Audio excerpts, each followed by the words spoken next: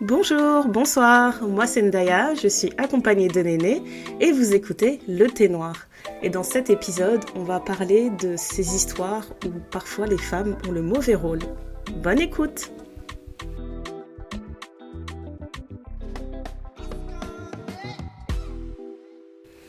Coucou Néné, comment ça va? Ça va bien et toi, Ndaya? Ça peut aller, il fait beau, ça c'est cool.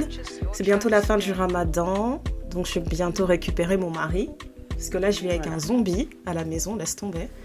Voilà. Et voilà, tout va bien, franchement, tout va bien. À part le truc que je t'ai dit, on m'a volé de l'argent, là, ça m'a trop énervé, mais je vais régler le problème. Elle a été victime d'un scam. Ndaya, victime du scam qu'on non, fait aux c'est mamies. grave.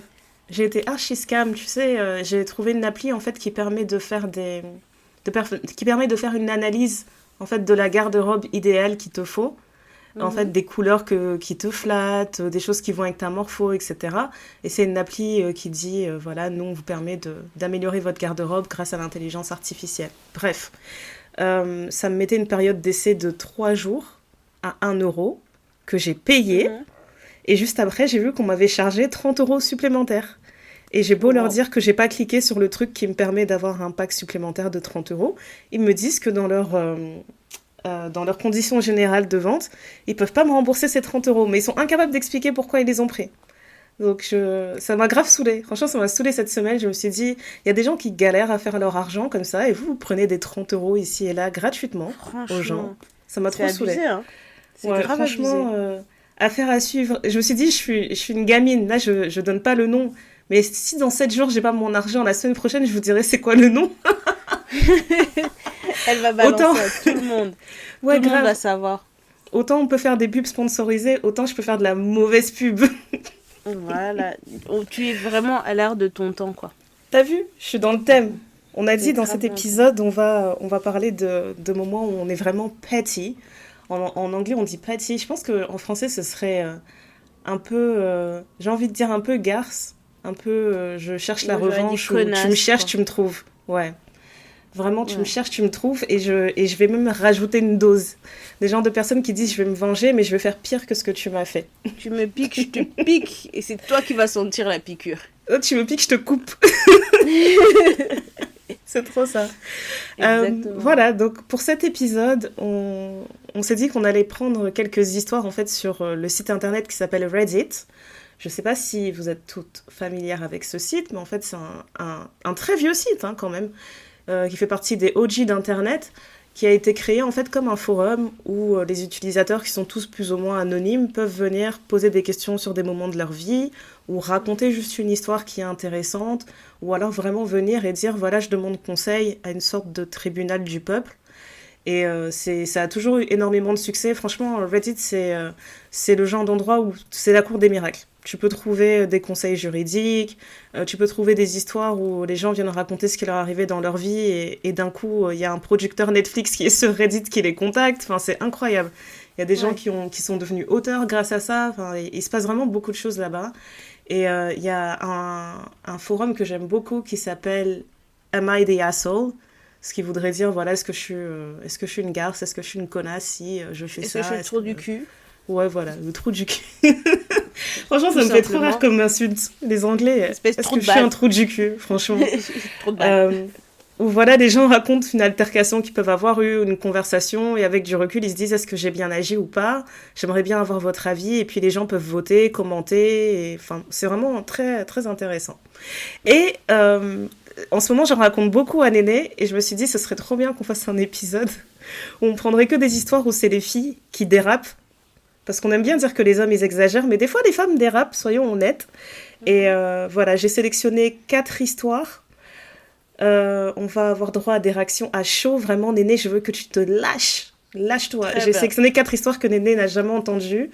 Et je vais les lire tranquillement. Enfin, j'ai traduit les trucs parce que c'est des histoires qui sont majoritairement d'Américains. Et voilà, pendant l'épisode, je veux vraiment tes retours à chaud. N'hésite pas à m'interrompre.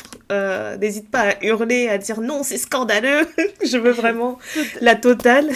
Et on va décider ensemble. Ouais. Exactement. On va décider ensemble si les personnes ont bien agi ou pas. Et des fois, même si elles ont mal agi, est-ce que ça valait la peine de mal agir? Voilà. Très bien, allons-y. C'est parti. Je suis prête. Ok. Histoire numéro 1. Je suis sortie avec mon ex pendant 7 ans et on s'est fiancés 2 ans plus tard. À cette période, on a tous les deux pris des contrats d'assurance vie en se listant en tant que bénéficiaires. Ça faisait sens à l'époque, puisqu'on prévoyait un avenir ensemble. Puis 6 mois avant le mariage, j'ai découvert qu'il m'avait trompée. J'étais vraiment abattue, mais je lui ai pardonné parce que je ne me voyais pas abandonner 7 ans de relation aussi vite. Je pensais qu'on pourrait aller de l'avant, mais 2 mois avant le mariage, il s'est joué de moi et m'a quittée pour la femme avec qui il m'a trompée. Ça m'a complètement brisé le cœur. Je l'ai supplié de ne pas prendre cette décision, mais il m'a demandé de passer à autre chose, comme lui l'a fait. Il m'a fallu beaucoup de temps pour me remettre et guérir, mais j'ai fini par accepter son choix. Avec le temps, j'ai réussi à me reconstruire dans ma vie. C'était il y a 1 an. J'ai modifié mon assurance vie depuis, en pensant qu'il aurait fait de même. Mais la semaine dernière, j'ai appris qu'il est soudainement décédé.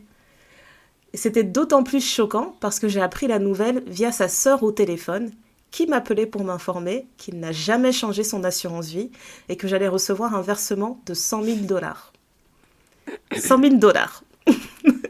Et maintenant, sa petite amie, oui, la fille pour qui il m'a quitté, me contacte pour me demander de lui rendre cet argent. Elle est enceinte de leur premier enfant et sans emploi. Attends. D'abord, Yeah. attends. Oui. Si j'ai bien compris, il s'agissait d'un couple heureux qui était amoureux. Oui, pendant qui ont 7 pris ans. pendant 7 ans. Qui ont pris une décision de personnes responsables. Oui. Et arriva ce qui arriva. Ils ont dit oui, on va s'organiser, on va se marier jusqu'à la mort, problème. etc. Voilà, en cas de problème, soyons responsables, faisons ça. Soyons organisés. C'est louable, hein? Il la trompe. Il va avec une autre femme. Oui. Il quitte sa femme pour son autre femme. Pour cette autre femme. Ouais, il quitte sa femme pour la maîtresse. Oui. Tout à fait. Maintenant, elle accepte la décision. Elle se rend compte que bon, voilà, c'est fini, c'est gâté. Laisse-moi le contrat d'assurance vie. C'est un contrat qui se met à jour très régulièrement, très facilement.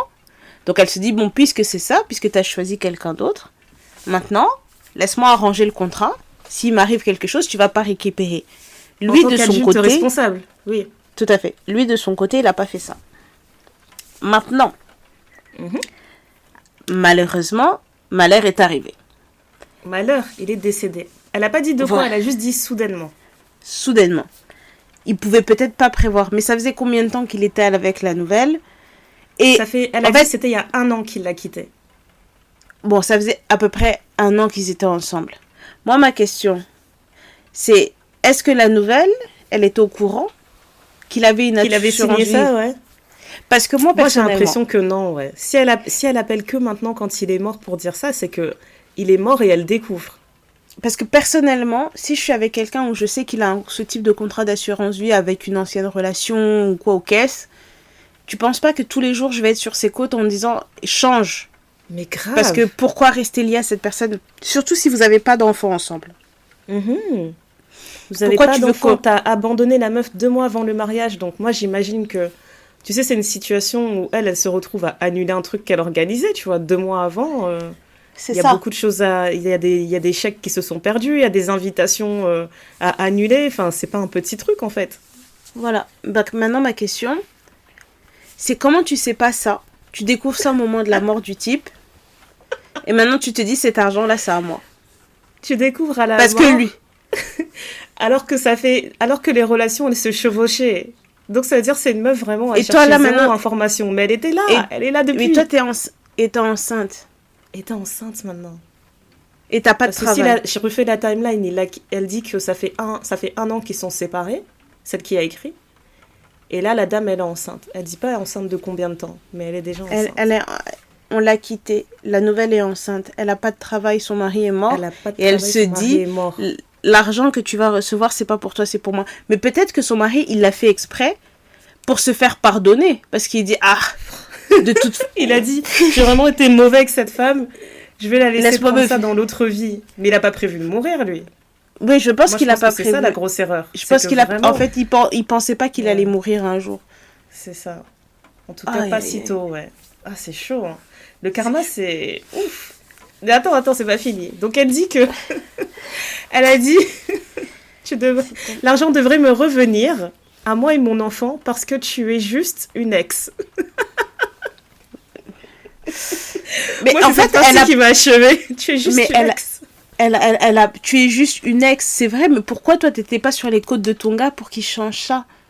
Parce qu'elle a raison, en fait. L'argent, c'est l'argent du père de son enfant. Est-ce que ça veut dire que lui, quand il a appris que sa copine, elle était enceinte, il n'a pas pris des dispositions pour leur laisser quelque chose au cas où il arrivait quelque chose? Mais moi, c'est vraiment cette partie qui me choque. Ça prouve qu'il est vraiment irresponsable. Parce que je me dis, c'est une chose d'oublier que tu as fait un contrat assurance vie, mais par contre, au moment où tu apprends que tu vas être parent, ce genre de choses qui te reviennent à l'esprit quand même, non? Non, ça, tu sais ce que ça veut dire? Ça veut dire que la femme avec qui il est resté 7 ans, c'était elle la personne responsable du couple, et c'est elle qui l'a emmené faire les choses. Regarde, elle s'est séparée, elle a dit direct, j'ai changé mes papiers. Non, donc quand deux irresponsables se retrouvent ensemble, voilà dans quelle situation on arrive. Mais c'est vrai, parce que je me dis, on sait qu'elle est enceinte, mais ça se trouve, tu vois, le gars est mort, et puis après ça, elle a appris qu'elle était enceinte. J'ai déjà lu plein d'histoires comme ça. De personnes qui sont endeuillées et puis c'est après qu'elles se rendent compte qu'elles sont enceintes. Oui, mais ça, c'est tout à fait différent. C'est tout à fait différent. On ne sait pas, en fait. On ne sait pas de combien de temps elle est enceinte. Donc, on ne sait pas c'est quoi la timeline là-dessus. Ouais. Aïe, aïe, aïe. Mais ouais, donc elle dit... En gros, donc la fille qui écrit, elle dit, ouais, j'ai beaucoup d'empathie pour l'enfant à venir, mais cette démarche, elle relevait uniquement de sa responsabilité. Il a eu 12 mois calendaires pour mettre à jour ses infos, mais il ne l'a pas fait. Et elle dit, je n'attendais pas du tout cet argent, mais maintenant, légalement, c'est mon argent. Et si je le gardais, je n'aurais rien volé parce que c'était à lui de s'organiser. Et elle dit, j'ai pas envie de me sentir obligée de rendre l'argent à sa partenaire, surtout vu comment elle m'a traitée dans cette relation. Et elle dit, je cherche pas à me venger ou à être méchante ou quoi que ce soit, mais c'est littéralement pas à moi de régler ses affaires. Donc là, elle dit en gros, la question qu'elle pose au forum, c'est est-ce que je serais une mauvaise personne si je gardais l'assurance vie de mon ex au lieu de la donner à la petite amie qui est enceinte? Non, mais tu vois, les gens, comment ils vont interpréter ça? Ils vont dire qu'elle est méchante, ils vont dire qu'elle a encore des sentiments pour lui, etc. Moi, je parle d'un point de vue pratico-pratique. Et légal. Légal. Ils étaient ensemble, ils se sont séparés. Elle a fait le nécessaire, elle a mis ses affaires en ordre. Tu vois, c'est comme si toi, t'es mon gars, on se sépare, tu laisses des affaires chez moi. Moi, quand je décide d'avancer dans ma vie, si je décide de déménager ou quoi que ce soit, je ramène pas les affaires que t'as laissées, que t'as jamais voulu reprendre. Ouais, je vais pas te ramener un carton, faire l'effort de rouler jusqu'à chez toi, tout ça. Voilà, je te dis, en fait, viens récupérer tes affaires. Tu viens pas récupérer tes affaires. Quand moi j'ai décidé de déménager, si tes affaires vont à la Croix-Rouge, Emmaüs ou quoi que ce soit, pourquoi tu vas venir pleurer chez moi en disant « Oh, mais pourquoi t'allais donner mes affaires ?» Mais je t'ai dit, en fait... C'est même pas lui qui pleurait, tu vois, si on fait un parallèle. C'est sa meuf qui viendrait pleurer. « Mais pourquoi t'as jeté son pull? Moi, j'aimais bien ce pull. » Non, mais tu vois... Et en plus, c'est un truc que tu sais même pas dans quel cadre ça a été fait, cette affaire, pourquoi ils se sont organisés comme ils se sont organisés, etc. Tu le découvres, essaye de te renseigner. Mais je sais pas, hein. En plus, ils ont quel âge? D'abord. Bah ouais, j'ai pas les âges. J'ai pas les âges sur cette histoire, ouais. Parce qu'en fait, le truc que je me dis, si c'est un truc de personnes qui ont moins de 25 ans et que tu ne saches pas tout ça parce que t'es encore un peu innocent et naïf sur certains points, je l'entends. Mais si vous êtes dans la trentaine, on connaît tous les réalités de la banque et de la vie. Donc on sait qu'il faut faire... Ouais. On a à peu près conscience des assurances vie, des plans d'épargne logement, des épargnes, de toutes ces choses-là. On est à peu près au fait, même si on s'y connaît pas tous très très bien dans le détail, mais quand tu rencontres quelqu'un, quand tu arrives à un certain âge, est-ce que tu es propriétaire, tu es locataire, est-ce que tu as des dettes, est-ce que si tu as eu des relations dans le passé, comment elles se sont terminées, pourquoi elles se sont terminées, dans quelle relation tu entretiens avec les personnes avec qui vous vous êtes séparés, pour savoir en fait dans quelle énergie je vais évoluer. Parce que ça veut dire que là, si elle décide de faire si elle avait voulu faire un autre contrat d'assurance vie avec lui, ils allaient dire quoi? Ah, vous savez que votre compagnon a déjà un contrat d'assurance vie avec madame Intel? Franchement, et toi tu le découvres comme ça. Ah oui, c'est vrai, ah bon? Oui, j'avais oublié ce truc-là que j'ai signé. J'ai pas lu, j'ai pas fait attention. Oui, je m'en rappelais pas. Non, mais c'est vraiment ça fait très peur de se dire qu'il a été faire toute cette démarche où il s'est assis avec sa femme, parce que pour moi, signer un contrat d'assurance vie, c'est pas juste tu pars quelque part et tu signes un papier. il y a eu des conversations qui ont eu lieu autour de tout ça, quand même, de se dire que tu vas lister un bénéficiaire. La fille, par exemple, elle dit qu'elle a changé ses bénéficiaires. Donc, ça se trouve, de son côté, dans son contrat, il n'y avait pas que son gars. Et lui, Oui, mais clairement, alors, il a vraiment pas bien fait les choses. je sais pas comment ça se passe aux USA, mais moi, en France, je l'ai fait. Et c'est Mhm. assez facile à faire. Enfin, tu contactes ton conseiller ou le lieu où tu veux faire ton contrat, tu leur expliques un peu la situation. Ils t'envoient des documents par email, tu remplis, tu dis ça, machin, et ils te disent clairement, ah, si vous voulez changer vos bénéficiaires, il faut faire telle démarche. Donc c'est pas... Ouais, parce que là, toi, tu l'as fait, mais c'est une démarche que tu as faite seule. Là, on parle d'un couple qui préparait son mariage, donc il y avait tout un... Tu vois, il y avait toute une Oui, mais réflexion de notre non, vie, mais elle va devenir commune, on est en train de lier nos vies, donc tout ça, il devrait se rappeler qu'il a fait ces démarches-là, en fait, avec elle. ouais, mais en fait, Et tout ce donc, que quand je il veux... décide que c'est fini avec elle, il devrait se rappeler de ça. C'est incroyable qu'il s'en rappelle pas. Non, mais tout ce que je veux dire par là, c'est que c'est pas pénible à faire. Mhm. Tu sais, c'est pas comme un truc où tu dois aller à la sécu, où tu dois aller au trésor public ou des machins, où c'est des trucs où tu as des rendez-vous à des horaires improbables et on te demande de venir avec des documents et quand tu arrives là, ils te disent il manque tel document et tu dis mais attendez, dans la liste que vous m'avez demandé, il n'y avait pas ce document-là. Oui. Tu Et vois, après, ils c'est te pas disent, un... oui, ben, faudra le ramener la semaine prochaine parce qu'on fait pas ces dossiers-là, on les fait que le Oui, on te... mercredi, à partir de 14h, etc. À Ouais. 14h23, parce que sinon, si vous arrivez à 14h25, on pourra pas traiter votre C'est demande. fini, ouais. Exactement. Donc, tu vois, c'est Ah, c'est la dans ce France. sens-là que je prends cet exemple-là, c'est que ça ça a pas l'air d'être quelque chose de pénible. Vous étiez déjà en train d'organiser un mariage. Quand tu as été dans une relation dans laquelle tu t'es projeté pour un mariage ou quoi qu'est-ce, tu sais Mhm. ce que ça demande de défaire. Parce que avant d'en arriver au mariage, vous mettez déjà des pions pour le futur que vous allez construire ensemble. Vous attendez pas le jour du mariage, une fois que les papiers sont signés, pour dire bon bah maintenant on va avoir un compte commun, maintenant on va faire ci, maintenant on va faire ça. Dans la Mhm. préparation du mariage, il y a toutes ces choses-là en fait. C'est Eh ben, pour faut ça que croire que j'ai non dit, pour lui, parce que la manière dont il a chevauché beaucoup de choses dans sa vie, tout se juxtapose, se superpose, etc. Au point où tu meurs, et c'est le bordel quand tu meurs. Ça, c'est vraiment ma pire crainte. C'est non de mais le pire mourir c'est et de voir les gens que j'ai aimés se battre pour des futilités, pour des détails comme ça, de ouais, mais ça voulait dire quoi, mais ça, elle aurait pas voulu, mais ça, truc. C'est non, horrible. non, mais le pire, c'est quoi? C'est que ça va aller en procédure judiciaire ici, à gauche, à droite, parce que elle va pas lâcher le steak. Bah, Et en fait, après, moi, c'était je ça la la question comprends qu'elle que... avait. Et elle disait que légalement, elle est sûre que l'argent est à elle et que même si la femme enceinte, elle décidait d'entamer des procédures, etc., ce sera tellement long et elle est sans emploi. Elle va se compliquer la vie pour rien, en fait. Oui, mais tu sais, il y a des gens qui sont jusqu'au boutistes. Et si je me mets une demi-seconde dans la peau de la femme enceinte, je Mhm. peux comprendre qu'elle ait l'impression que cet argent lui est dû. Parce qu'elle dit, c'est l'homme que j'ai aimé, avec qui j'ai choisi de faire un enfant. Pourquoi l'argent qu'il avait mis sur sa tête va aller à quelqu'un d'autre si c'est pas moi? Moi, je te jure que même devant un juge, elle va perdre. Parce que regarde, Oui, mais, celle mais qui a touché elle va l'argent, elle a fait bloquer 7 ans avec lui. Et Non, mais elle a elle fait va que un bloquer an. l'argent. Elle va bloquer la... Oui, mais ils ont un Ah, enfant. elle peut contester, oui, oui, c'est vrai. Oui. Ils ont un enfant. Et donc, en fait, si elle conteste le truc ou quoi que ce soit, la dame avec qui il a fait ce temps... Je sais pas comment ça se passe au système judiciaire Ben oui, américain. moi non plus, oui. Mais Mais tout est possible. Mais je me dis que quand tu as des procédures qui sont en cours, même si tu as des gains ou que tu as des choses que tu dois... des dommagements, tant et aussi longtemps que tu as des procédures qui sont en cours, tu ne touches pas à l'argent qui t'est dû. Mhm. Donc, Ouais, franchement, elle... je sais pas. Parce que en tant que qui, en tant que quoi? C'est une petite amie. la mère de son enfant. Ouais, et même Moi, ça, je pense il faut que c'est le la... prouver. Mais oui, mais alors ils seront capables de faire des tests ADN. Mais c'est Mhm. c'est ça la partie en fait.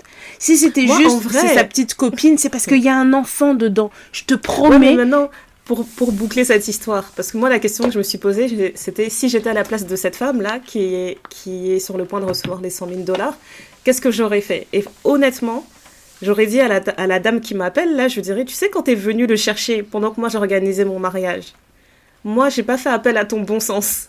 Donc, ne fais pas appel à mon bon sens aujourd'hui. Franchement, je peux avoir moi, de j'aime. l'empathie pour une femme qui va être, entre guillemets, veuve, avec un enfant à venir, etc. Et je lui dirais, en fait, tout ce qui t'arrive, c'est vraiment pas de mon ressort, c'est pas de ma faute. Genre, y a rien qui te pousse à ressentir un devoir envers elle ou quoi que ce soit.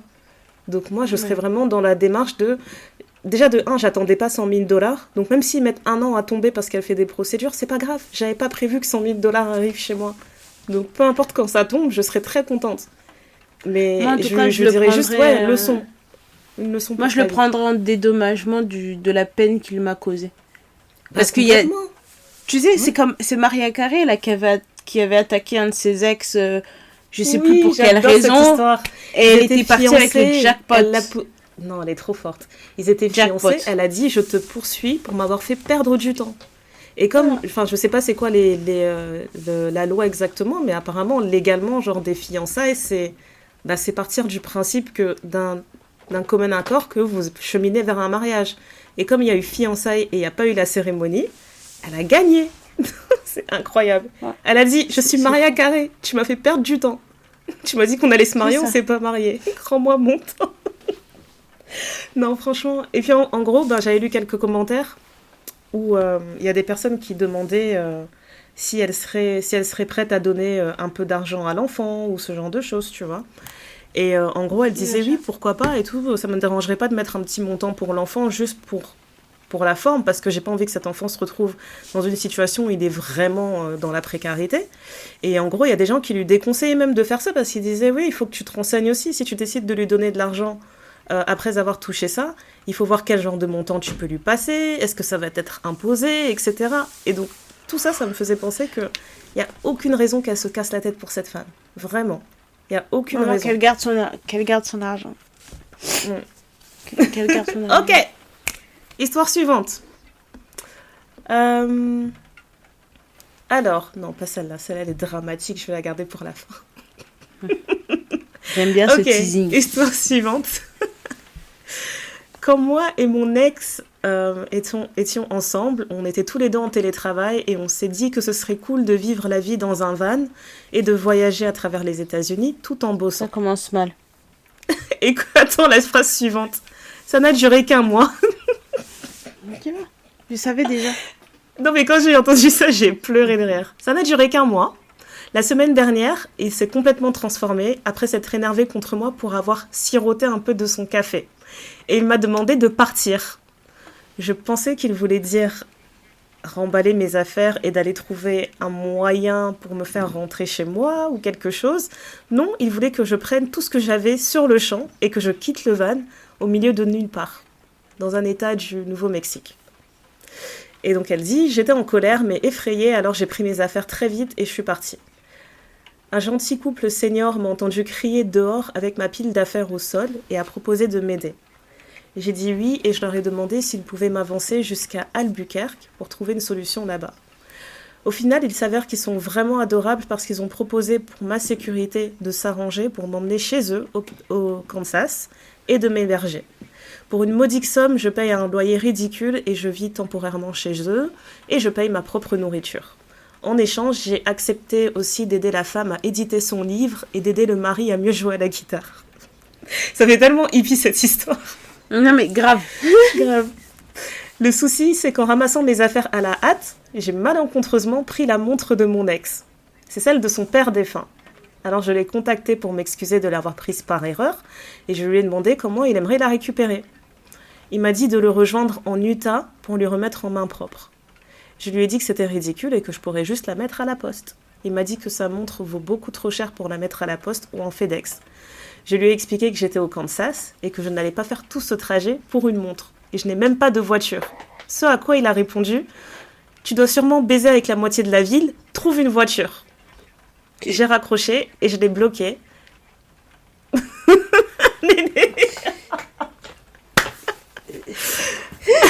Alors. La montre a surtout une valeur sentimentale, même si elle coûte cher. Environ $1000, c'est une Rolex. Donc bien sûr que je compte la lui rendre, mais je me demande quand même quelles sont mes obligations légalement. Est-ce que je suis vraiment obligée de lui rendre et comme il l'entend? Voilà. Alors, moi, je dirais de lui rendre parce qu'au-delà du légal et de la valeur de la montre, etc., spirituellement, moi, j'ai pas envie qu'on vienne m'hanter les esprits dans mon sommeil. Franchement, de son père on défunt. M'envoie envoyer mes esprits dans le sommeil. La partie où il a commencé à lui dire ce qu'il lui a dit, là, il a débordé. Tu dois sûrement c'est ça des qui m'a trucs. choquée. En fait, c'est Tiens, ça la qui m'énerve montre parce et que tu m'insultes, mais je vais la jeter dehors la montre. ouais, en fait, moi je pense qu'il avait pas du tout besoin de l'insulter. Enfin, laisse seulement lui dire, écoute, trouve une solution. Mais vraiment, je me sentirais beaucoup plus à l'aise si tu viens me déposer la montre. Ça, c'est une chose. Moi, ce qui m'a vraiment fait peur dans cette histoire, c'est que la fille, je crois qu'elle a 23 ans, quelque chose comme ça.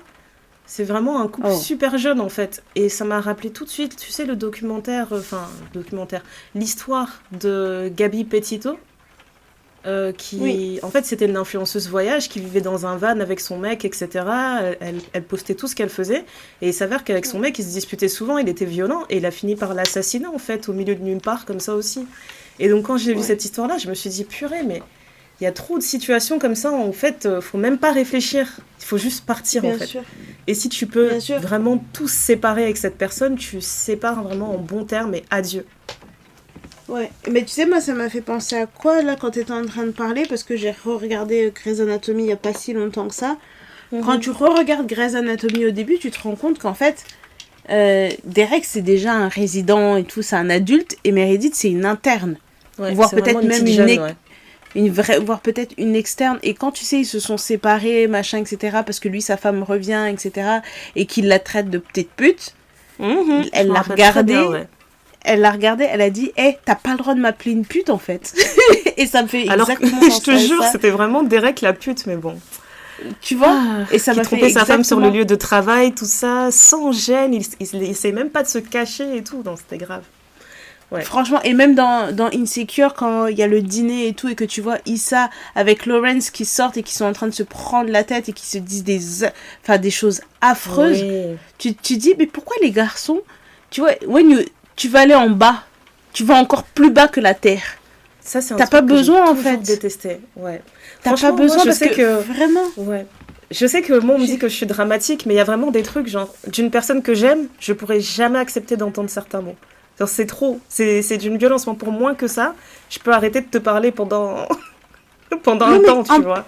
C'est très grave. Mais surtout que c'est quelque chose que tu veux récupérer. Tu vois, c'est un truc, c'est un bien. Et elle l'a reconnu. Elle aurait très bien pu faire la meuf, genre dans le van, ça s'est perdu, ou t'as pas fait attention, t'as dû balancer tes affaires, machin, etc. Déjà là, on était au milieu de nulle part. Tu me demandes de prendre mes affaires, tu t'en fous de comment dégager. Je vais rentrer. Ouais. Ma sécurité, elle te passe vraiment au-dessus. Mais malgré ça, je me dis, ok, sans faire exprès, je prends ta montre et je sais à quel point elle est importante pour toi. Je t'appelle pour te dire, l'effort de t'appeler. Pour te dire, au fait, j'ai ta montre, je sais que c'est important pour toi, machin, etc. Tu trouves encore le moyen de m'insulter, de me demander de traverser le pays pour venir te la déposer? Tu sais quoi? Moi, je pense T'as de la chance que j'ai peur des fantômes. Moi, je suis sûre que quand elle l'a appelé, parce qu'elle dit que c'est une semaine après qu'elle se rend compte qu'elle a la montre. Moi, je pense que quand elle a appelé, lui, il pensait qu'elle appelait pour dire « Ouais, bébé, je sais pas ce qui s'est passé, s'il te plaît, viens, on essaye, etc. » Et quand il a compris qu'elle appelait juste pour mettre les choses au propre, et lui dire j'ai juste ta montre, en fait, tiens, récupère. Je pense qu'il faisait exprès de lui dire viens à moi pour pouvoir tenter de la reprendre, en fait. Moi, je vois vraiment un comportement du style il a l'habitude d'avoir des relations explosives.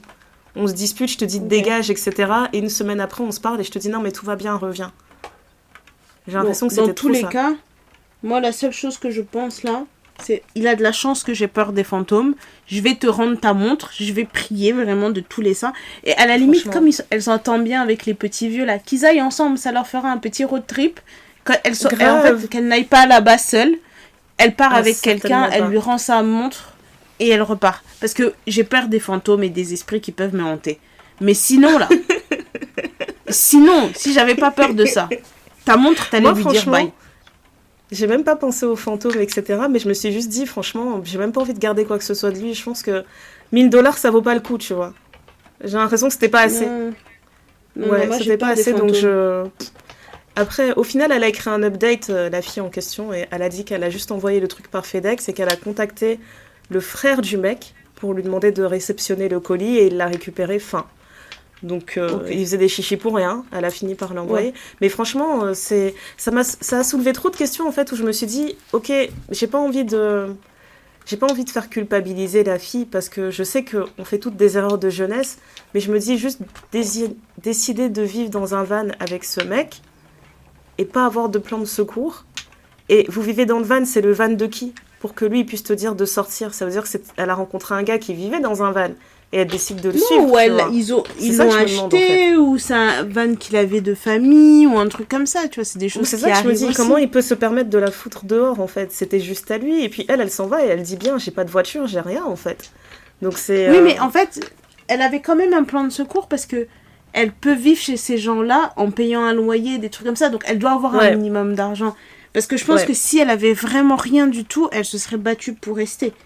Mais là, elle a quand même trouvé une solution, même s'ils l'ont prise en autostop ou quoi que ce soit. Elle se retrouve dans une situation où elle peut payer 2-3 choses et c'est pas si inquiétant que ça, quoi. C'est ça. Non, franchement, moi, je l'ai vu, je serais à sa place, je verrais ça vraiment comme un nouveau départ. Le fait qu'elle soit tombée sur ces gens qui sont adorables avec elle, ils ont un bon arrangement, etc. Je me dis, attends, il a juste fallu que ce mec insupportable te dise le truc de trop pour que tu tombes sur un arrangement comme ça, franchement... mais oui, mais après, c'est des leçons de... Prends-le comme un vrai signe, il faut plus jamais contacter ce gars. Non, ce sont des leçons de vie, tu sais. Justement, moi, je dis, avant 25 ans, c'est là où tu fais des bêtises.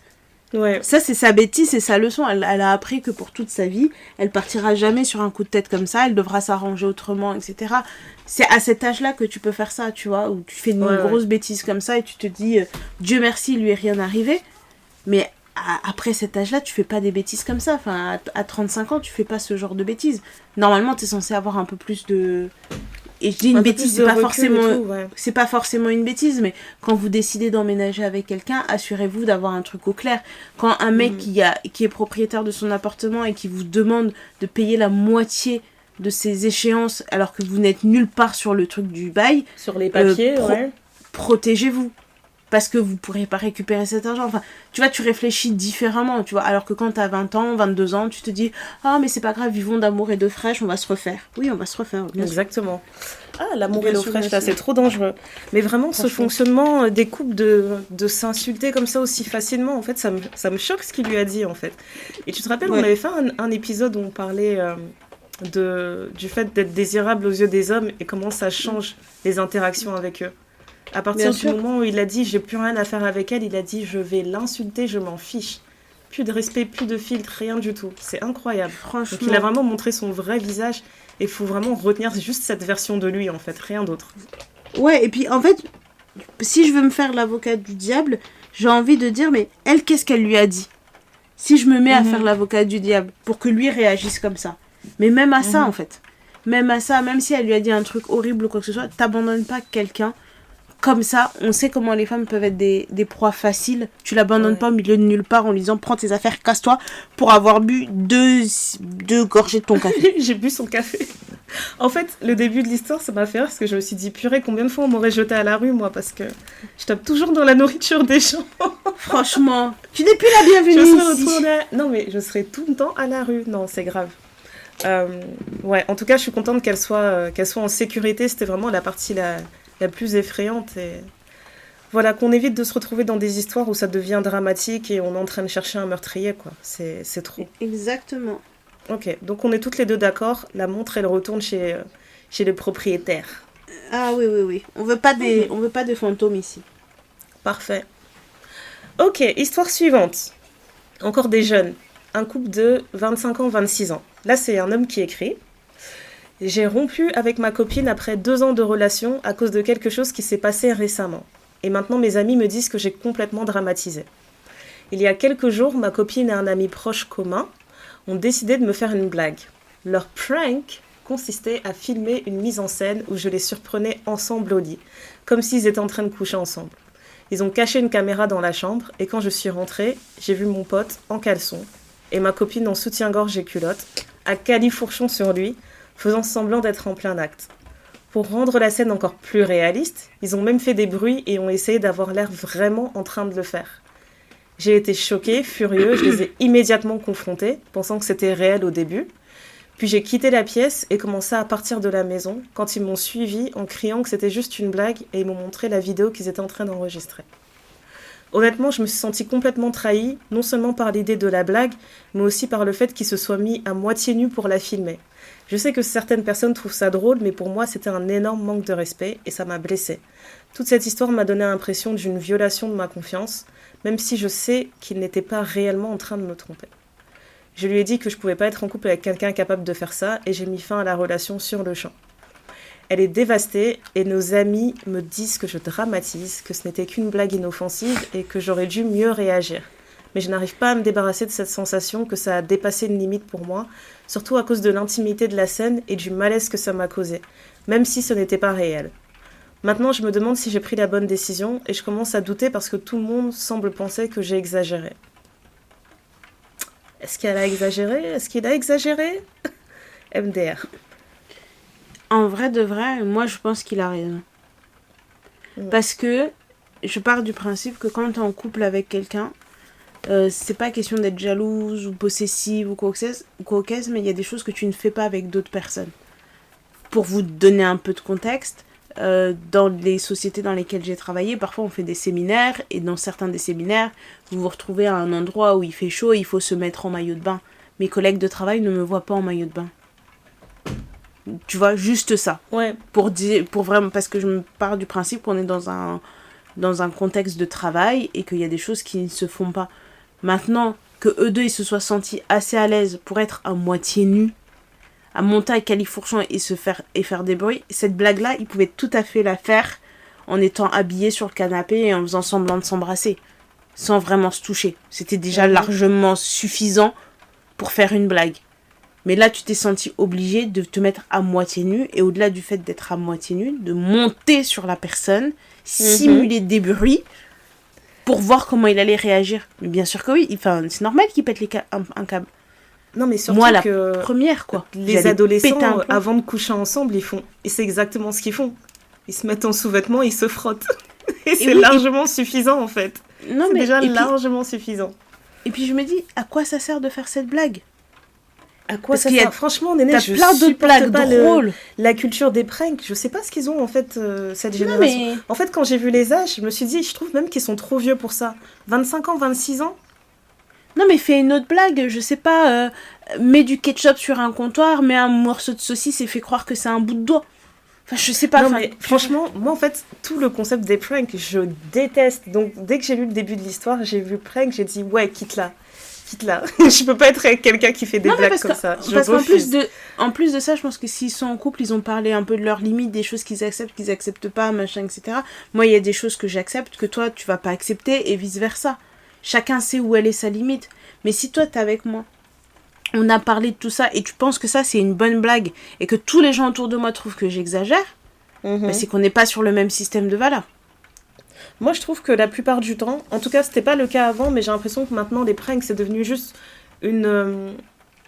c'est devenu une sorte de manière de faire du mal aux gens, de les blesser ou de les manipuler ou même de les humilier sous couvert de non, c'est de l'humour. De la blague. Parce que franchement, là, c'est pas une blague. Il n'y a rien de drôle de voir le gars complètement dévasté, de se dire putain, mon meilleur ami et ma petite amie ensemble, etc., qui me trahissent. Qu'est-ce qu'il y a de drôle à ça? Surtout le fait qu'ils aient vu sa réaction et ils sont partis en rigolant, genre non, regarde la vidéo, c'était juste une blague. Et je le vois comme toi en fait, le fait qu'ils se soient mis en sous-vêtements, tous les deux, seuls, ça veut dire que ça fait des jours, peut-être des semaines, ils organisent leur prank, ils se disent, tu sais, ce qui serait drôle. Ils sont très à l'aise avec le fait d'être comme ça, l'un face de l'autre. Enfin, la logique dans leur tête de dire à deux, ce serait drôle qu'on se mette tous les deux à poil et qu'on fasse croire qu'on est en train de baiser. Ok. Non, mais tu sais, après, moi, je sais que je peux être un peu réac sur certaines choses. Et je sais que je suis très vieux jeu aussi sur certaines choses. Je suis une vieille dame, je le reconnais.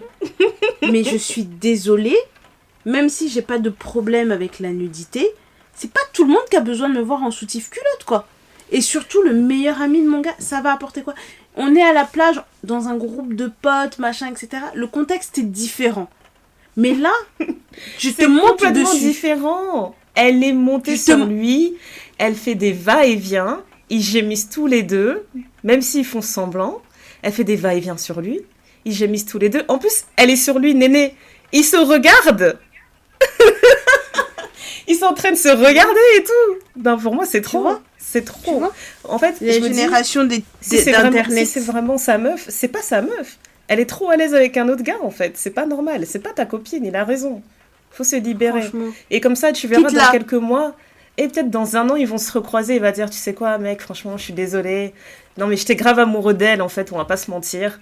Et ça cherchait une excuse bidon pour être plus proche d'elle, etc. Maintenant, le couple, là, ils se sont séparés. Moi, je suis sûre que tu vas apprendre dans un an, dans 2 ans, les deux, là, qui ont fait la blague, ils seront ensemble. Parce que c'est pas normal de se dire que t'as envie de faire une blague comme ça avec quelqu'un pour qui t'as aucune attirance. Aucune attirance. Mais juste, Ça n'a mais en aucun fait, sens. franchement, moi, la question que je me pose, c'est faire cette blague, mais dans quel but? Ça a Bah, fait en rire plus, qui? ouais, il y a aucune explication, tu vois. Ils disent juste, ouais, c'était une blague, on pensait que ce serait drôle. Bah non, c'est pas drôle. Mais non, mais Voilà. faites-moi une blague avec du ketchup. Faites-moi Non, une mais blague en me franchement, faisant pas croire que je passe à la radio, que j'ai gagné à l'euro-million. Tu vois? Mais ça, l'intimité comme ça. Pour franchement. filmer, pour aller Non, mettre pour moi, c'est. sur En fait, YouTube, TikTok. Je sais pas. voilà. Moi, je suis sûre que c'est ça. En fait, c'est devenu tellement un truc pendant la pandémie, là. Les gens se mettaient à faire des blagues pour tout et n'importe quoi sur TikTok. C'était ridicule. Et en plus, j'avais lu bah, je pense que c'était sur Reddit. En plus, j'avais lu un truc d'une fille qui avait écrit en anonyme où elle disait que son frère, il est devenu extrêmement suivi sur TikTok parce qu'il faisait des pranks. Et elle disait, en gros, ouais, mon adolescence, je la vis pas en paix parce que mon frère me fait tout le temps des pranks. Et elle dit, ouais, c'est devenu invivable. Par contre, depuis qu'il a commencé à faire ça, depuis la pandémie, le gars, il s'est retrouvé à faire des salaires à 6 chiffres, si bien que c'est devenu celui qui ramène l'argent à la maison, en fait. Donc même ses parents, ils l'encouragent à faire ça. Et en gros, elle dit, combien de fois je me suis plaint auprès de mes parents en leur disant qu'il dépasse des limites quand il fait ses vidéos, etc. Et que j'aimerais qu'il me laisse un peu d'intimité. Et ses parents, ils lui disent, ouais, mais il faut que tu comprennes, s'il fait pas ça, nous, on pourra pas se permettre telle et telle chose. Et elle est arrivée à un point Oui, où mais elle annonçait en fait c'est n'importe quoi. elle allait se faire émanciper, tu vois. Genre, elle avait 15 ans ou 16 ans, je crois. Et elle disait, ouais, je vais faire les démarches pour me faire émanciper et je vais changer de nom parce que même les gens la reconnaissaient, etc. Je sais pas c'est qui le gars. Elle en pouvait plus. Elle en pouvait plus. Donc les gens, quand ils ont la patte du gain, ils arrivent plus à réfléchir. C'est incroyable. Et je pense que tout ça, là, ça rentre dans la catégorie des pranks ridicules, en fait, où chacun est en train de chercher quel sera le truc le plus viral possible pour me faire gagner de l'argent. Ça n'a aucun sens. La folie. La folie. Parce que pour le coup, moi, je suis sûre qu'en fait, ce qu'ils attendaient, c'est que le mec ait une réaction complètement incroyable. Genre, si le mec, il s'était évanoui, il serait mort de rire parce qu'il serait déjà en train d'imaginer comment les gens sur TikTok, ils vont adorer cette réaction. Moi, je le vois trop comme ça. C'est pour ça que je dis, les pranks, c'est malsain. Il n'y a rien de bienveillant dans ça. Je vois pas l'intérêt, en fait. Je vois pas l'intérêt de faire ça. Et moi, je suis pas contre une petite blague. Mais là, enfin, je vais encore répéter ce que j'ai dit, mais vous êtes à moitié nu, pourquoi? En fait, C'est pourquoi? dégueulasse. Il y a dans tout le monde des blagues que l'on peut faire, fait semblant d'être tombé dans les escaliers ou quoi que ce soit. Il y a plein de blagues avant d'arriver à être à moitié nu. Alors peut-être que c'est la plus efficace, celle qui fonctionne le mieux sur les réseaux ou quoi qu'est-ce, mais Dégueulasse. non. Pour moi, c'est dégueulasse. Non, vraiment. Je veux bien, on a un cercle d'amis proches, etc. Mais il y a des limites, quoi. Et un peu de Et pudeur. puis oui, et puis t'as pas envie de te mettre dans une situation qui pourrait laisser penser que. Parce que si t'es déjà assez à l'aise de faire ça, ça veut dire que même si moi j'accepte cette blague-là, c'est-à-dire mais elle était à l'aise de monter sur lui à moitié nu. Voilà. Donc je peux jamais les laisser dans une pièce tout seul. Tu sais, c'est qui Qu'est-ce cette qu'ils vont énergie, faire là? It's Giving, Ted Mosby et Robin Scherbatsky. Franchement, eux, ils ont toujours été malsains. Pendant toute la série, quand ils sont pas ensemble, dès qu'il y a une meuf dans la vie de Ted, elle lui dit « Mec, ta relation avec Robin, c'est bizarre. »« Nah, c'est ma pote, t'inquiète, on est potes. » Et dès qu'il y a une occasion, il recraque sur Robin. Non, franchement, il y a des relations comme ça, moi, je peux pas. Pas chez moi. Franchement. Pas chez moi. Ok, bon, on est plutôt d'accord sur tout, là, hein, jusqu'ici. Ouais, franchement. Alright, histoire suivante. Alors, là, je pense que c'est une femme qui écrit. Alors, mon ami Tom est l'un de mes meilleurs amis depuis la fac. Nous avons maintenant la trentaine bien entamée et sommes tous les deux en couple depuis longtemps. Je n'ai jamais eu de sentiments pour Tom et lui non plus pour moi. Depuis la fac, Tom est un grand passionné de montres. Il y a 2 mois, il me montrait une magnifique montre vintage et a fait une remarque en passant, disant qu'il mourrait de joie s'il pouvait un jour mettre la main dessus. Par un incroyable hasard, j'étais à New York il y a quelques semaines et je suis tombée sur une boutique vintage qui avait exactement la montre dont Tom rêvait. Elle était chère, honnêtement, environ 2500 $, mais j'ai décidé de lui offrir pour ses 25 ans. Entre parenthèses, pour moi, c'était un signe du destin. Mon copain et moi, on gagne très bien notre vie, donc c'était un achat que je pouvais me permettre et que j'avais vraiment envie de faire, sachant à quel point ça le rendrait heureux. Tom a une tradition pour son anniversaire. Il organise un dîner chez lui, suivi d'un gâteau et de l'ouverture de ses cadeaux. Avant le dîner, je lui ai dit que mon cadeau était une énorme surprise et je lui ai demandé de le garder pour la fin, ce qu'il a accepté. Sa copine a offert son cadeau en premier, un magnifique pull qu'elle avait crocheté pour lui et un livre qu'il voulait absolument lire. J'ai trouvé ça très attentionné et adorable. Puis vint mon tour à la fin. Quand il a ouvert mon cadeau et vu la montre, il a littéralement crié, sauté par-dessus plusieurs personnes et m'a serré dans un énorme câlin. J'étais tellement heureuse de le voir aussi heureux. Ça m'a vraiment rempli de joie. Il était même ému et j'ai vu qu'il essuyait quelques larmes. Il a dit « C'est le plus beau cadeau que j'ai jamais reçu ». Pendant tout ce temps, sa copine esquissait juste un petit sourire et restait silencieuse. Le lendemain matin, je reçois un message d'elle qui me dit, en gros, que même si elle appréciait mon geste, elle trouvait que c'était un peu déplacé et manquait de sensibilité. Elle m'a avoué que Tom lui avait aussi parlé de cette montre et qu'elle voulait la lui offrir, mais que c'était bien au-dessus de son budget. Elle m'a accusé d'avoir su tout cela, entre parenthèses, je l'ignorais totalement, et d'avoir quand même acheté la montre pour lui faire de l'ombre et lui prouver que je pouvais faire mieux qu'elle. Elle a conclu en disant qu'elle trouvait que j'avais dépassé une limite en offrant ce cadeau et qu'elle apprécierait que je ne refasse plus quelque chose de ce genre à l'avenir. Je lui ai répondu que je comprenais son point de vue, mais que mon intention était simplement de faire plaisir à un ami très proche. Je lui ai demandé « Je ne préfère pas qu'il ait reçu ce cadeau et vu le bonheur que ça lui a apporté plutôt que de ne jamais l'avoir reçu du tout ?» Elle m'a répondu que ce bonheur était partagé uniquement entre moi et Tom et que personne d'autre ne pouvait en profiter, ce qui l'a blessé profondément. Seul mon copain est au courant et il est plus ou moins de mon côté, mais en y repensant, je vois comment j'aurais pu dépasser une limite. Mon copain, lui, pense que ce n'est pas à moi de m'excuser pour ses insécurités. Alors, est-ce que je suis un trou du cul ici? Franchement, oui. Dans cette histoire, moi, je suis un peu partagée, je t'avoue. Alors moi, je pense que c'est un trou de balle. Pourquoi c'est un trou de balle? Est-ce que c'est un gros trou de balle ou un... Moi, je pense que c'est un petit trou de balle. Moi, je dirais un moyen. Pourquoi? Ok. Parce que je peux comprendre qu'elle est dans la vie de Tom depuis très très longtemps et que du coup, ils ont connu chacun leur vie quand ils étaient... Je sais pas à quel âge ils se sont rencontrés, à quel moment ils sont devenus amis, mais on est d'accord qu'eux sont les plus proches et qu'ils ont chacun leur pièce rapportée. Elle gagne très bien sa vie, mais elle sait qu'il y a quelqu'un d'important dans la vie de Tom. 25 ans, c'est pas un petit anniversaire. Il a une tradition. En fait, moi, je me mets juste à la place de sa copine. Et je me dis que si je sais que le cadeau va lui faire plaisir, etc., tu vois, je serais pas partie voir Tom en lui disant « Ouvre mon cadeau à la fin, c'est le meilleur cadeau du monde, machin, etc. » J'aurais pas fait toute cette anticipation-là, de 1. Je l'aurais peut-être offert à un autre moment pour éviter ce côté où Tom survole tout le monde après que sa copine lui a offert un cadeau qui est très attentionné, qu'elle a fait elle-même, etc. et qui montre qu'elle porte de l'intérêt à ce qu'il dit et qu'elle y fait attention et qu'elle veut lui faire plaisir, mais à la hauteur de ses moyens. Tu vois, juste pour avoir un minimum de considération pour cette fille, parce que comme elle l'a dit dès le début, elle a dit « Mon copain et moi, nous gagnons très bien notre vie. » Donc elle se doute bien que si la nana elle est capable de lui crocheter un pull et aller lui chercher un livre qu'elle veut, c'est qu'elle a envie de lui faire plaisir. Et en plus de ça, c'est un dîner qu'ils font avec tous leurs amis, machin, etc. Moi, à sa place, même si elle gagne très très bien sa vie, un beau cadeau de 25 ans de dire « Bon les gars, je sais que Tom a envie de ça » ou déjà en parler à sa copine « Ah, Tom m'a dit qu'il voulait ça, est-ce que tu penses que c'est une bonne idée? Peut-être qu'on devrait faire une cagnotte, tous se cotiser. » pour que ce soit un bonheur partagé et que lui se dise « Oh, j'ai vraiment des amis extraordinaires. Ils m'ont tous offert cette montre. » Et puis, quitte à faire passer « Ah, c'était mon idée de faire un cadeau commun. » T'aurais moins été un trou de balle si t'avais... Enfin, pour moi, ça aurait été moins un trou de balle de faire ça en disant « Écoute, c'était mon idée d'organiser ça.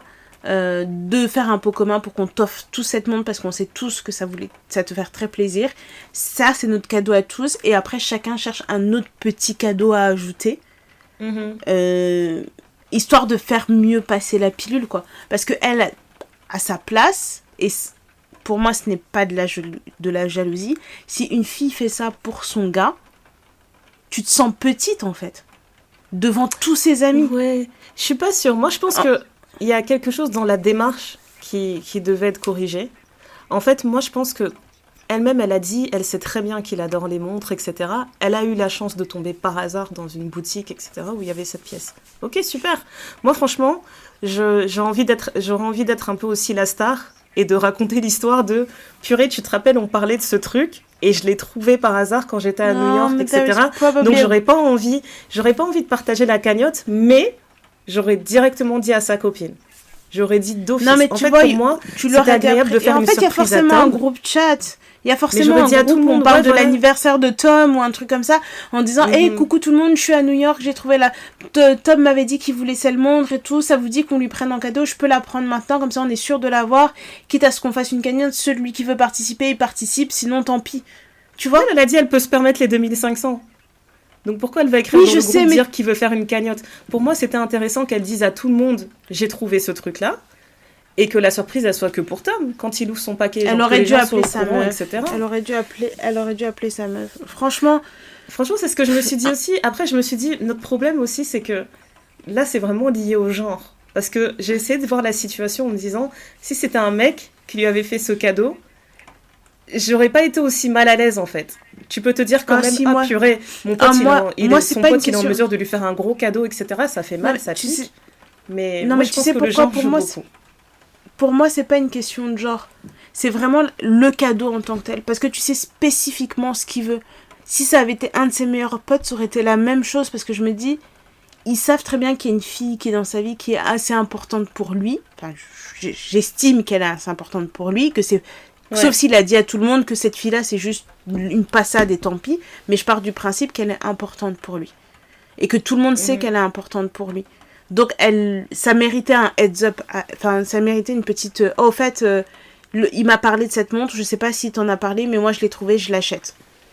Pour qu'elle se sente pas mal. Parce que là, elle le découvre devant tout le monde. Juste la tenir au courant, mais pas forcément partager le cadeau. Ça l'a fait sentir petite. Par rapport à quoi? Parce qu'elle arrive après. Enfin, j'imagine, là, comment elle raconte le truc. Ils se connaissent depuis la fac, etc. Tu peux pas changer ça, en fait. Tu peux juste... t'es arrivé après, tu peux pas changer cette relation. Et je peux comprendre que ça peut être mal à l'aise, mais au point d'envoyer un message après et dire « Oui, t'aurais dû faire comme ça, comme ça. » Moi, je trouve que là, ça allait trop loin. Moi, je serais elle, je serais la copine de Tom. Le soir, j'aurais dit à Tom « Tom, je suis très contente pour toi. Mais si je te vois encore verser une larme pour le cadeau de quelqu'un d'autre, on va avoir un problème. » Mais j'aurais pas écrit à la copine. Non, après, moi, je sais pas comment elle a géré Tom, etc. Mais Tom, déjà, il aurait pas dû voler au-dessus de tout le monde pour aller faire un câlin à sa copine. Il aurait dû doser, ouais, je te jure. Charisme. Il aurait dû dire, ah il aurait dû dire, ah, vraiment, ça me touche. Tom, il connaît rien à la diplomatie. Rien du tout. Donc, ça devait vraiment être une surprise incroyable parce que... Il a pas fait sciences politiques à la fac, ça, c'est sûr. C'est ça. Il a poussé ses amis, il a dit, dégage-toi. Dégage, je vais embrasser ma vraie pote. La seule qui me connaisse. Oh non, Tom. Ouais. Tom, vraiment, il faut que t'apprennes. Donc j'espère que sa copine va lui faire comprendre que c'était déplacé. Mais même dans les relations humaines, si vous avez un proche qui est avec quelqu'un, je pense que c'est toujours bien de donner un heads up. C'est toujours bien de considérer la personne, surtout si vous savez que cette personne elle est importante. Parce que la seule raison pour laquelle cette fille n'aurait pas fait cette démarche, c'est si Tom... En tout cas, moi, c'est comme ça que je vis au quotidien. Si Tom lui a dit que cette fille-là, elle n'était pas importante, je vais pas me casser la tête à essayer de pas lui faire de peine, etc. Parce que t'es la pièce rapportée et tout. C'est un peu compliqué quand ils ont un groupe d'amis assez proches et qu'il a des liens très forts avec des personnes. Mm-hmm. Et on reste des humains. La nana, c'est la très bonne amie de Tom, mais c'est pas obligé de devenir la très bonne amie de la petite copine de Tom. C'est ça. Donc, moi, je prends en considération tes sentiments. Si on me dit que ça c'est vraiment quelqu'un d'important pour moi, je sais pas moi, derrière demain je te dis mon rêve c'est d'aller nager avec les requins, ou mon rêve c'est d'avoir telle paire de chaussures je sais pas quoi, ou tel sac et tout, mais je t'ai présenté mon gars, je t'ai dit ouais c'est mon gars, et je te dis vraiment c'est mon gars sûr, c'est pas le gars là vite fait c'est pas un flirt, c'est mon gars. Oui, là on imagine que Tom il a fait ça. Et ben, on imagine que c'est ça. Toi, tu vas pas prendre, tu trouves la chaussure, là, tu dis, ah, j'étais là, j'ai trouvé le truc. Néné, elle m'en a parlé. Bon, sache que je vais lui offrir ça à son anniversaire. Je sais pas ce que toi, t'as prévu de lui offrir, mais sache que moi, je vais lui offrir ça. Bah alors là, tu viens de me confirmer encore plus. Wallahi billahi, je partage rien du tout. Comment ça, lui, il est arrivé après dans ta vie et il va me dire, ouais, laisse-moi mettre $500 sur les 2500. Je vais dire, frère, trouve ton propre cadeau. Il est sérieux, lui. Allez, barre-toi. Je vais lui dire, déjà, je suis gentille, je t'ai prévenu, je t'ai pas volé la vedette. Trouve ton propre cadeau. Il est malade, quoi. C'est mort. Après, moi, je gatekeep. Je veux dire, moi, je suis dans sa vie. Je commence à lui parler comme un rappeur. Moi, je suis là depuis 2008, frérot, d'accord? Depuis 2008. Moi, je la connais. Le sang. Donc si elle ouvre mon cadeau et qu'elle saute sur moi et qu'elle te pousse là sur le chemin, ça c'est ton problème, c'est pas mon problème. C'est toi-même. Non, vraiment, je suis pas cool. Moi, je suis pas cool avec les pièces rapportées. Non, mais en plus, franchement, on rigole, mais combien de fois on a eu des conversations comme ça, même pas par rapport à nous deux, mais avec d'autres gens qu'on côtoie, on se dit tout le temps, mais en fait, notre cercle, il est tellement bien, faut vraiment que les gens ils fassent bellec à qui ils ramènent dans notre cercle. Parce qu'on n'a vraiment pas envie qu'il y ait ce déséquilibre et tout. Et moi, j'aime pas cette idée d'une personne qui arrive après dans un groupe qui est déjà établi et qui commence à rechigner dans son coin et envoyer des SMS et dire « Oui, ton attitude, elle m'a fait me sentir comme ça. » Je me disais « Et alors ?» Et alors? Mais en fait, habitue-toi. Et c'est pour ça que j'insiste sur le fait de comment Tom a parlé de cette fille à ses potes. Parce que moi, comme je dis tout le temps, je traite la personne à la hauteur de ce que tu me dis de cette personne. Tu dis, ah, si tu viens me présenter dans mes potes, ah, c'est juste un mec comme ça vite fait, ah, c'est juste une meuf comme ça vite fait, ben, je vais la considérer comme c'est quelqu'un de vite fait. Si c'est ma copine, c'est ma petite copine, machin, je vais montrer un peu plus d'intérêt. Si tu me dis, ah, c'est ma fiancée, je vais montrer plus d'intérêt. Ah, c'est ma femme, je vais montrer un autre type d'apport. Ah, c'est la mère de mes enfants, c'est un autre type. Mais tu vois, à chaque étape de la relation, ma façon de me comporter avec cette personne va changer. Pourquoi? Parce que je fais en fonction de ce que toi tu me dis. Et bien sûr que oui, je vais être beaucoup plus accommodante envers une personne où tu me dis, ah bah cette fille-là, je vais l'épouser. Bah je vais essayer d'apprendre à la connaître parce que je me dis, toi t'es mon gars, on se voit, ou t'es ma go, on se voit toutes les semaines, toutes les 2 semaines, on part en vacances ensemble, on fait des trucs. Bien sûr que oui, tu vas ramener quelqu'un dans la bande. J'ai pas forcément envie que notre lien se brise parce que t'as ramené quelqu'un et vous faites votre vie. Je vous empêche pas de faire votre vie. Mais l'idée, c'est de trouver la façon dont on va fonctionner maintenant qu'il y a cette nouvelle personne dans ta vie. Mais si c'est juste pour ramener quelqu'un, rentrer, sortir, bon, je vais pas faire... Je sais pas, hein. J'avoue, hein. Non, franchement, non. Je pense que, comme tu l'as dit, on peut partir du principe que c'est une relation sérieuse, parce que je pense que si ça l'était pas, la fille, elle aurait pas pris son temps pour venir écrire sur Reddit. Je pense. Tu vois, si c'était juste... Ou alors elle pense que c'était sérieux, mais elle découvre que non. Voilà, peut-être, hein, ouais. Mais là, si elle écrit comme ça sur Reddit, c'est qu'elle est en train de se dire, putain, peut-être que j'ai vraiment fait un truc de travers et que j'abîme une relation importante ou quoi, tu vois. Ou au moins, ça prouve déjà que la relation qu'elle a avec son ami, elle y tient vraiment et qu'elle veut pas qu'il y ait de zone d'ombre ou quoi que ce soit. Donc ça, j'apprécie. Donc c'est pour ça que j'ai dit, c'est un petit trou de balle. Mais Tom, là, qu'il apprenne la politique, Après de la diplomatie, vraiment, ça nous invitera des impairs. Je te jure, c'est trop important. Tu vois, c'est pour ça que j'aime pas les fêtes d'anniversaire. C'est dangereux. C'est grave. Aïe. Dernière histoire, et cette histoire, je pense qu'elle va vraiment t'énerver. C'est parti. C'est un peu long, mais on y arrive. Alors là, c'est un homme qui écrit par rapport à sa relation avec sa femme. Je ne sais vraiment pas quoi faire. J'ai une fille, Éléonore, que j'ai eue avec ma défunte épouse. Elle aura 18 ans dans 2 semaines. J'étais avec ma défunte, Chloé, depuis l'université. On a grandi ensemble et on s'est mariés, et juste après notre mariage, elle m'a annoncé sa grossesse, et j'étais surexcitée de fonder une famille avec cette femme. Comme c'était notre premier enfant, on a acheté une caméra pour filmer plein de petits moments de nos vies pendant toute la grossesse. Je vois déjà où est-ce que ça va aller, ça va m'énerver. Néné, tu sais que j'ai déjà lu l'histoire, je suis en train de lire, je suis déjà en train de pleurer, pour te dire. Vraiment, ça va pas dans ma tête. Des moments géniaux comme nous, en train de se faire des blagues, en train de partager un repas, on même jusqu'à aller à parler face à la caméra à cet enfant à venir. On s'était promis de ne pas montrer ces vidéos à Éléonore avant ses 18 ans.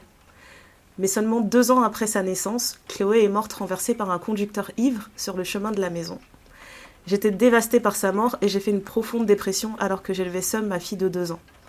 Malgré les efforts de mes proches, j'ai mis de nombreuses années avant de me décider à fréquenter d'autres femmes car je voyais ça comme une trahison.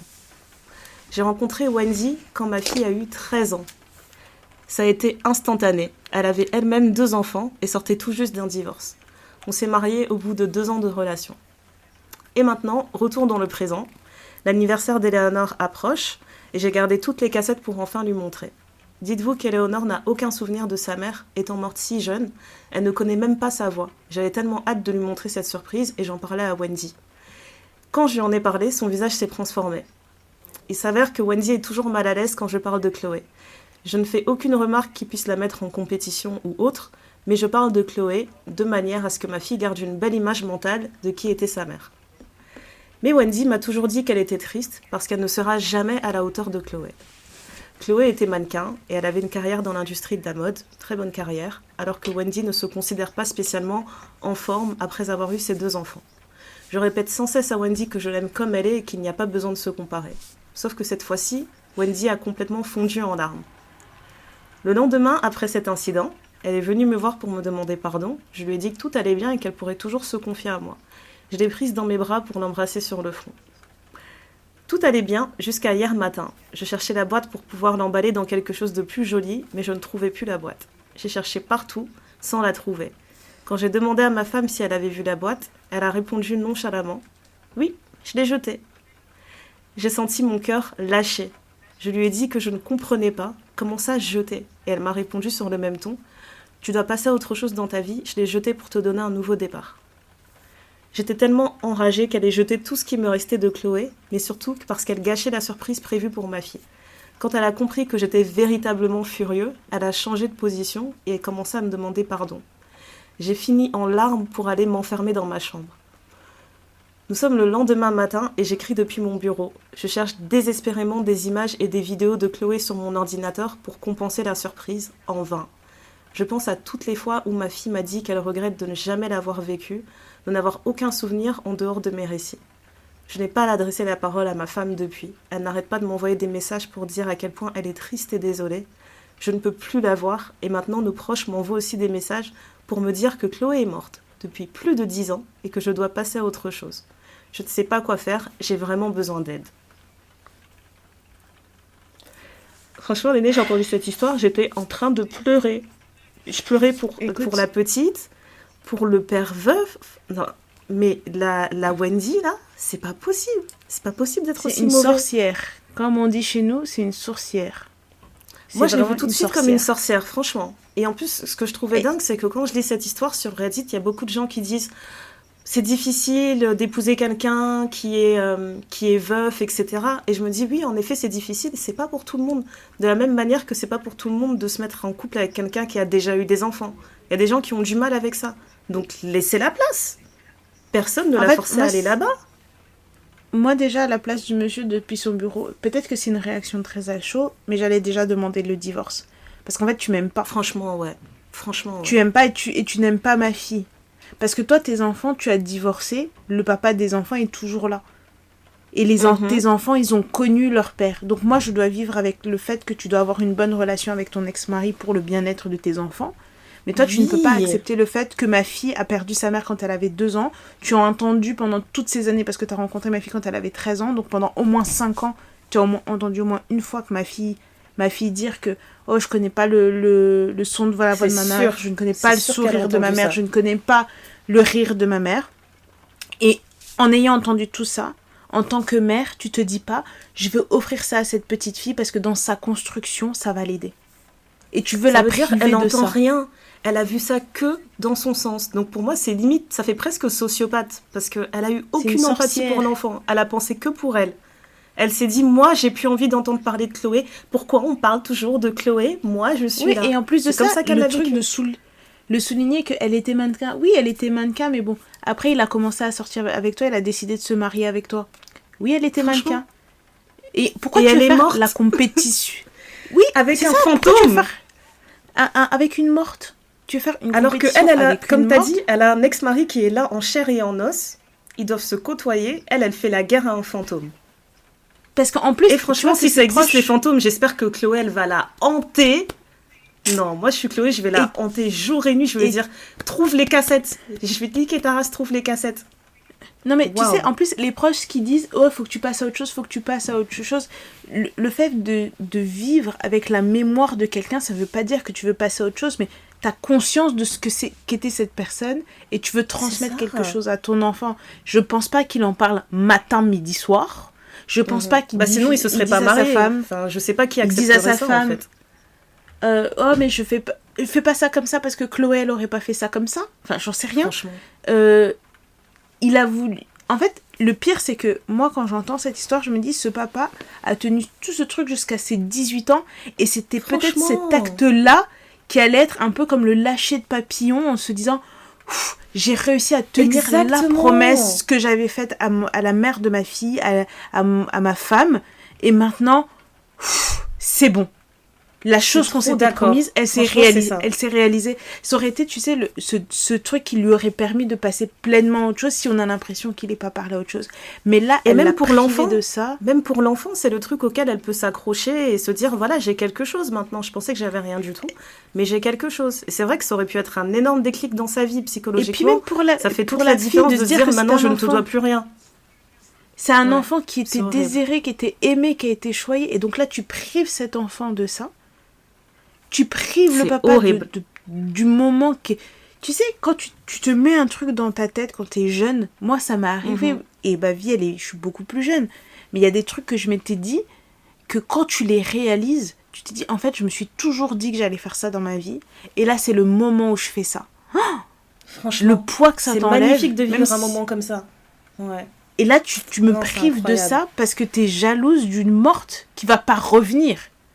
Et en plus, le pire, c'est qu'elle dit pas qu'elle est jalouse, elle dit « Oui, c'est toi, tu dois passer à autre chose. » T'as trop raison, c'est elle qui doit passer à autre chose parce que toi et moi, c'est fini. Tu es psychologue maintenant, aujourd'hui, pour me dire ce que je dois faire pour passer à autre chose? Ah non, franchement, moi, c'est un truc... Je sais même pas, en fait, je sais même pas comment il a fait pour passer la nuit encore avec elle. Passer la nuit dans la maison. Parce il a dit il était en larmes, il s'est enfermé dans sa chambre. Et là, c'est le lendemain, elle est encore là.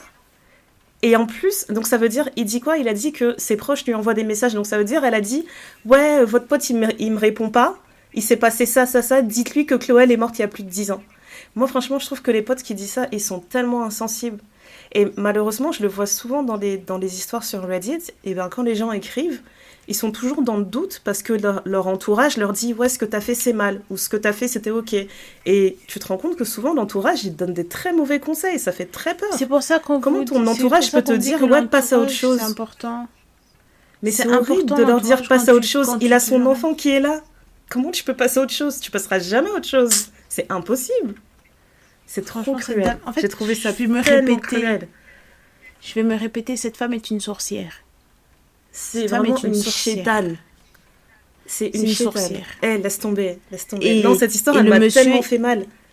On souhaite pas du mal aux gens, parce que c'est pas bien, parce qu'on a peur des esprits. Et on veut pas se faire hanter. Mais cette femme est une sorcière. Parce que ce qu'elle a fait là, elle l'emmènera pas au paradis. Ah ouais, il doit se libérer. Tu vois, c'est pas comme... Il doit se libérer. C'est pas comme si, genre, sans faire exprès, t'avais jeté une photo qu'il aimait beaucoup. Ou un t-shirt qu'elle lui avait offert, ou qui était très attaché. C'est pas la même chose. Non. Que tu fasses quelque chose... Elle a dit, c'est la dernière fois que j'entends parler de cette meuf. C'est fini. Elle est ton enfant, en fait. Elle est son enfant. Tu sais... Et donc, ça veut dire que cet enfant-là, qu'elle connaît depuis ses 13 ans, elle l'aime pas, hein. Elle aime vraiment pas l'enfant. Waouh. Non, elle l'aime pas. Et elle fait vraiment la différence entre ses enfants. Elle fait la différence entre ses enfants à elle et l'enfant de son mari. C'est pas son enfant, c'est l'enfant de son mari. Et c'est clair et net. Non, mais et en vrai, c'est quoi l'étape suivante? Elle va dire à l'enfant de dégager après? Elle a 18 ans, passer à autre chose. Elle va dire, ouais, on se débarrasse d'Éléonore, qu'elle dégage. Mais bien sûr. Comme ça, on pourra enlever tous les souvenirs de cette femme. Ouais. Elle a 18 ans maintenant. C'est horrible. Elle a 18 ans maintenant. Et c'est comme tu disais tout à l'heure, il y a des gens qui ont le cœur pour être belle maman, beau papa. Il y a des gens qui n'ont pas le cœur pour ça, qui n'ont pas les reins. Il ne faut pas se forcer. Parce que aimer l'enfant de quelqu'un d'autre... Voilà, ça demande un niveau d'empathie et de patience. Parce qu'il y a des... En fait, les gens imaginent que ça va être soit catastrophique, soit facile. Mais ça peut être les deux, en fait. Il peut y avoir des périodes où l'enfant t'aime. Après, l'enfant, il se rappelle que c'est pas que toi, en fait, dans ma vie. Et il commence à se rebeller. Il y en a qui vont te dire, oui, on a une super relation, l'enfant m'appelle maman, etc. Il y a d'autres enfants qui vont dire, mais c'est pas ma mère, je l'appellerai jamais maman, on n'est pas dans cette relation-là. Tout ça, c'est très difficile. Et il faut être vraiment mature pour se dire, je vais entrer dans cette relation. J'ai conscience que cet enfant, il ne me connaît pas, il faut que je le mette en confiance, etc. Il faut que je me montre disponible, patiente, avenante, qu'il le veuille ou pas. C'est un autre niveau, c'est vraiment un autre niveau. Non, franchement, pour moi, c'est soit t'en es capable, soit t'en es pas capable, tu laisses l'enfant d'autrui tranquille, en fait. Vraiment. Elle m'a chamboulé, cette histoire. J'avais plus envie d'en parler, ça m'agace. Non, mais tu vois, mais après, j'ai lu les commentaires, et franchement, dans les commentaires, c'était grave intéressant, parce qu'il y a des personnes qui disaient, d'un côté... ils étaient tous d'accord pour dire que sa femme, elle a complètement dépassé les bornes. Il y en a qui disaient, ouais, en fait, elle a vraiment besoin d'être suivie psychologiquement parce que c'est pas normal d'avoir décidé que le fantôme de ta femme était son ennemi, tu vois. Donc il y a beaucoup de gens qui disaient ça. Et après, il y a une personne qui a posté un commentaire pour dire, tu sais quoi, moi je pense qu'elle a pas jeté la boîte. Et je pense que tu devrais fouiller, peut-être qu'elle l'a cachée, etc. Tu devrais fouiller ta maison, etc. pour vraiment voir si elle l'a pas jeté. Et là, le gars qui a écrit l'histoire, il répond et il dit, en effet, en fait, j'ai fouillé les poubelles, etc. J'ai rien dit à ma femme, mais j'ai fouillé les poubelles et j'ai rien trouvé dedans. Et en gros, il dit, oui, les poubelles, elles seront ramassées dans 2 jours. Donc, si elle avait vraiment jeté le truc, en fait, ce sera encore là, en fait.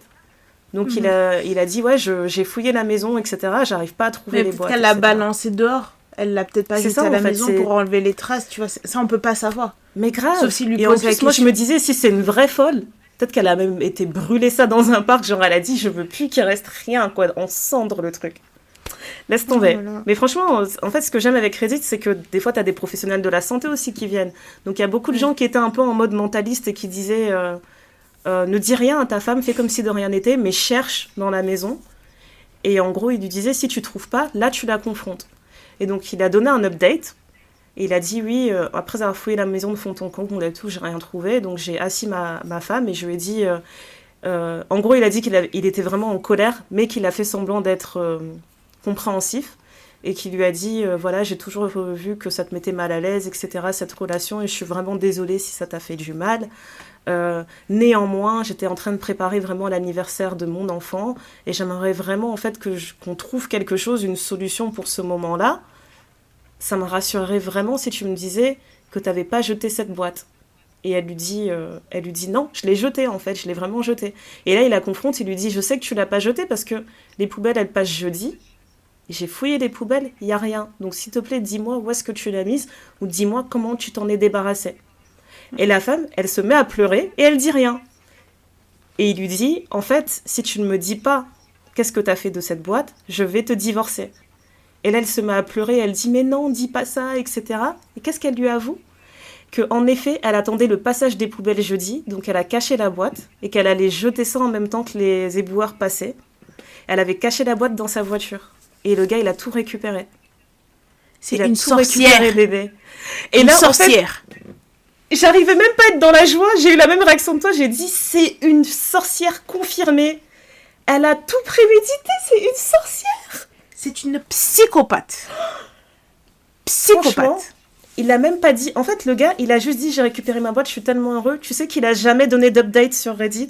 On ne sait pas ce qui s'est passé après ça. Mais je prie qu'il ait quitté cette femme, parce qu'elle est dangereuse. Elle est vraiment dangereuse. Psychopathe. Moi, j'aurais peur j'aurais peur pour ma sécurité et la sécurité de mon enfant. Et même les sorcières de Disney, elles sont plus gentilles. Mais c'est ça le pire, parce que il est trop gentil, ce mec. Il a même pas dit à sa fille tout ça, puisqu'il prépare une surprise. Sa fille, elle est même pas au courant que sa belle-mère, c'est une sorcière comme ça. Dieu merci. Mais on sait pas quel rapport elle entretient avec sa belle-mère, puisque les enfants savent toujours. Laisse tomber.